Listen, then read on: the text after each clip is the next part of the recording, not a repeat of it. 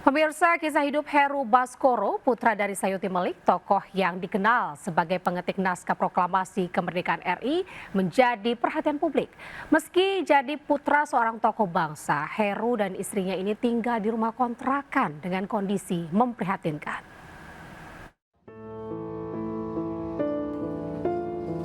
Inilah Heru Baskoro, putra Ari Sayuti Melik, salah satu pejuang kemerdekaan Indonesia sekaligus pengetik naskah otentik proklamasi. Bersama istrinya, Heru tinggal di sebuah rumah kontrakan petak dengan sewa Rp500.000 per bulan di Bojong Menteng, Kota Bekasi, Jawa Barat. Meski putra seorang pejuang bangsa, kehidupan Heru tergolong memprihatinkan. Hidup berpindah tempat kontrakan dan kesulitan ekonomi. Tak ada barang mewah, hanya kasur, lantai, kipas angin, dan koper berisi pakaian. Wah, pindah-pindah. Sempat di luar negeri katanya? Pernah di metro. Saking nunggu cari tempat dulu, kita di metro dulu. Kondisi Heru terungkap oleh seorang relawan kemanusiaan. Hingga akhirnya Pemda setempat mendatangi rumah kontrakan dan membawa Pasutri Lansenik ke Setra Pangudi Luhur Kementerian Sosial di Bulak Kapal Bekasi untuk mendapat bantuan. Dari Bekasi, Jawa Barat, Rahmat Hidayat, iNews melaporkan. Pemirsa, sportivitas dalam olahraga pencaksilat ini tidak tergambar pada aksi kelompok Jawara Silat di Grobogan, Jawa Tengah. Mereka justru terlibat bentrok dengan warga sekitar hingga menyebabkan sejumlah kendaraan rusak.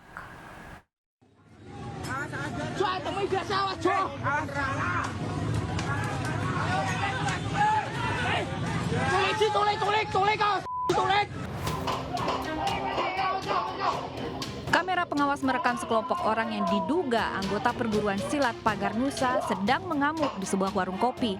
Kelompok ini juga tertangkap kamera mengambil ponsel warga yang tertinggal di meja karena lari menyelamatkan diri. Tidak hanya itu, satu unit sepeda motor juga ikut dibakar massa pada malam itu. Bentrok antara warga dengan anggota pencak silat Pagar Nusa pecah di Desa Menduran, Grobogan, Jawa Tengah. Pemicu kerusuhan berawal ketika warga Desa Menduran sedang memasang umbul-umbul. Tiba-tiba pemilik motor yang dibakar melihat rombongan mengendarai motor ugal-ugalan. Kelompok orang yang diduga anggota perguruan silat itu kemudian masuk ke dalam gang dan membuat onar. Perlawanan datang dari warga yang tersulut emosi hingga akhirnya aparat turun tangan. Kasus ini kini ditangani pihak kepolisian. Dari Grobogan, Jawa Tengah, Rustaman Nusantara, iNews melaporkan.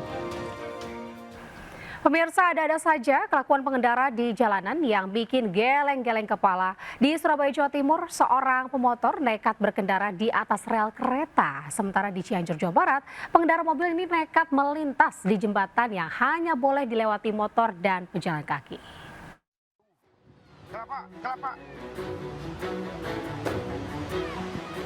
Video ini viral dan bikin geleng-geleng kepala. Sebuah minibus penuh penumpang nekat melintasi jembatan gantung di Kecamatan Cikadu, Cianjur Selatan yang hanya diperuntukkan untuk motor dan pejalan kaki. Meski roda mobil tepat berada di ujung sisi jembatan, tapi pengemudi tetap nekat melaju. Diduga gara-gara ingin mempersingkat jarak tempuh sampai di tujuan. Dari biasanya 2 jam kalau lewat jalan biasa, menjadi 1 jam dengan melewati jembatan gantung. Tak hanya membahayakan keselamatan pengendara, jembatan khusus motor ini juga rawan rusak karena kelebihan beban akibat dilewati mobil. Ada lagi aksi berkendara yang membahayakan. Seorang pemotor dengan santainya melaju di atas rel kereta api aktif di kawasan Sidotopo Lor, Surabaya. Aksi pemotor yang terekam CCTV ini diduga untuk mempersingkat perjalanan meski jelas-jelas membahayakan. PT KAI menghimbau masyarakat untuk tidak main-main beraktivitas di sekitar jalur rel, karena tak hanya membahayakan diri sendiri, tapi juga mengancam perjalanan kereta api. Tim Liputan iNews melaporkan. Dugaan malpraktik rumah sakit baru-baru ini menjadi sorotan publik. Di Labuan Batu, Sumatera Utara, keluarga pasien mengamuk karena rumah sakit diduga menelantarkan pasien hingga meninggal dunia. Lalu di Bogor, Jawa Barat, dugaan malpraktik ini berujung mediasi oleh kepala desa. Rumah Sakit Umum Daerah Rantau Prapat malpraktek, menangani pasien tidak beres. Pasien sudah menggap dari tadi, ditinggal oleh perawatnya. Ini perawatnya ini perawatnya ini. Seorang keluarga pasien RSUD Rantau Prapat mengungkapkan kekecewaan mereka pada pihak rumah sakit. Lewat rekaman video, pihak keluarga mengatakan rumah sakit diduga lalai menangani salah seorang kerabat mereka hingga menyebabkan pasien meninggal. Menjawab video yang beredar di masyarakat itu, pihak rumah sakit mengatakan bahwa pasien tiba dalam kondisi sesak nafas dan langsung ditangani petugas. Hasil pemeriksaan menunjukkan pasien memerlukan tindakan cuci darah darurat. Sebelum tindakan tersebut dilakukan, tim medis terlebih dahulu harus menstabilkan tekanan darah pasien yang masih tinggi.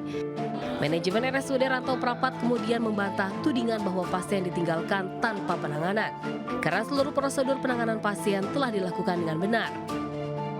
Di Bogor, Jawa Barat, sebuah rumah sakit digeruduk keluarga pasien yang emosi. Masa menduga telah terjadi malpraktik hingga menyebabkan kerabat mereka yang masih balita meninggal akibat ditelantarkan. Kalau nggak diginiin, nanti akan datang selanjutnya orang yang sakit ke situ nanti terulang lagi, Bu. Kenapa? Pihak rumah sakit melaporkan saya ke Kapolsek atas apa? Perampasan STNK. Saya balikin STNK, kembalikan nyawa anak saya. Meski sempat memanas, pertemuan pihak rumah sakit dan pasien berakhir damai. Kesepakatan antara kedua belah pihak tercapai lewat mediasi oleh aparat kepolisian dan pemerintah daerah. Dari Labuhan Batu dan Bogor, Randi Kurniawan dan Wildan Hidayat, iNews melaporkan. Pemirsa, seorang karyawati di sebuah bengkel mobil di Tangerang Selatan, Banten layak mendapat penghargaan berkat kesigapannya. Ia berhasil menggagalkan pencurian barang berharga milik pelanggan bengkel. Dia, seorang karyawati di sebuah bengkel mobil di Tangerang Selatan, Banten, tak mengira akan menjadi sosok pahlawan bagi seorang pelanggan pada hari itu. Dengan keberaniannya, ia berhasil menggagalkan pencurian barang berharga dari sebuah mobil yang sedang diservis. Kamera pengawas merekam dua pelaku yang sudah membagi tugas. Satu orang berusaha mengambil barang berharga di dalam mobil yang diperbaiki, sedangkan pelaku lainnya menunggu di luar sambil mengamati situasi. Dia yang sudah memperhatikan gerak-gerik pelaku langsung berteriak saat seorang pelaku mengambil tas dari dalam mobil. Intinya lebih peduli dengan lingkungan sekitar aja sih Pak, gitu. Apalagi kan di area kita kerja juga kan Pak, itu kan pasti mempengaruhi juga, maksudnya ada sama keamanan diri kita sendiri juga gitu. Meski pelaku berhasil melarikan diri, barang berharga korban masih bisa diselamatkan. Dari Tangerang Selatan, Banten, Nunung Purnomo, iNews melaporkan. Fasilitas umum seharusnya dijaga dan dirawat demi kepentingan bersama. Namun di Jalan Gunung Sahari, Sawah Besar, Jakarta Pusat, sekelompok orang justru mencuri kamera pengawas yang terpasang di jembatan penyeberangan orang.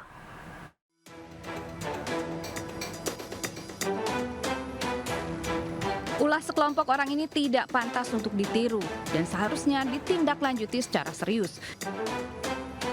Dengan memanfaatkan situasi sepi, sejumlah pria bekerja sama mencuri kamera pengawas yang terpasang di jembatan penyeberangan orang di Jalan Gunung Sahari, Sawah Besar, Jakarta Pusat.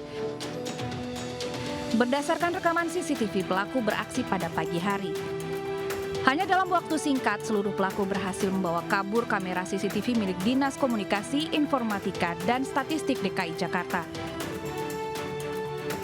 Meski belum ada laporan resmi dari pihak terkait, namun Polres Metro Jakarta Pusat tetap akan memburu seluruh pelaku. Jembatan penyeberangan orang atau JPO merupakan fasilitas umum yang disediakan untuk memudahkan warga, khususnya para pejalan kaki saat menyeberang.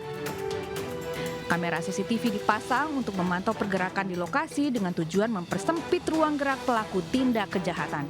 Namun, kini justru kamera pengawas itu yang ikut menjadi sasaran pencurian.